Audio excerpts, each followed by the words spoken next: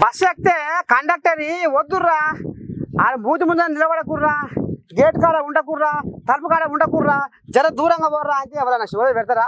కానీ ఏమైందో చూడు ఓ సోకాటం పోరగాడు ఏం చేసుకుంటా చూడు. ఇక దునియా మీద చెడపడ వ్యవహారానికి, పెండిలకు, పేరంటాలకు, పండుగలకు, పబ్బాలకు, వ్యవహారానికి, వ్యాపారానికి దేనికైనా మరి ఇక ప్రయాణం చేయవలసిందే కదా బస్సులలో. ఇక మరి గిసవని కథ నడుస్తుంటే ఈ మధ్యకాలంలో పర్సు పోరగాలు వాళ్ళ సోకాటం చల్లకుండా బస్సు ఎక్కి మెట్లకాయ నిలబడుతున్నారు. ఒకని మీద ఒకడు పట్టుకొని ఏలాడబడుతుంటారు. ఇదంతా మనం రోజు చూస్తూనే ఉన్నాం. కానీ జర్ర 2 అడుగులు వేసి లోపడి పోయి కూర్చుందామంటే వీళ్ళకు తీరుగంతా ఉండదు. ఇక గిసవంటి కథ నడుస్తుందిలా. ఇక కేరళలో ఇక బస్సులో ఓ పోరగాడు ఇగో మెట్ల మీద ఎట్ట నిలబడాడో చూడుర్రి. నువ్వు అటు నిలబడ బస్సు కదిలింది లటక్కున కథ కింద పడిపోతుంది. ఇక ఎమ్మటే కండక్టర్ చెయ్యి వచ్చి మహాగుంజిండులా.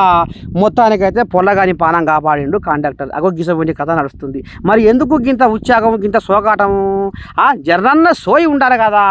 ఇక మొత్తానికైతే కండక్టర్ ఓ పానం దక్కించిండులా. ఇక మరి ఓ పబ్లిక్ జర్ర మీరు మీ పిల్లలు ఇగో గిసవంటి వ్యవహారంలో మునిగిపోకూరి. జర్ర కాస్త ఒక కాడుగా సుంటేసి జర నిమ్మరంగా ఉండి మీ పానాలు కాపాడుకోరి.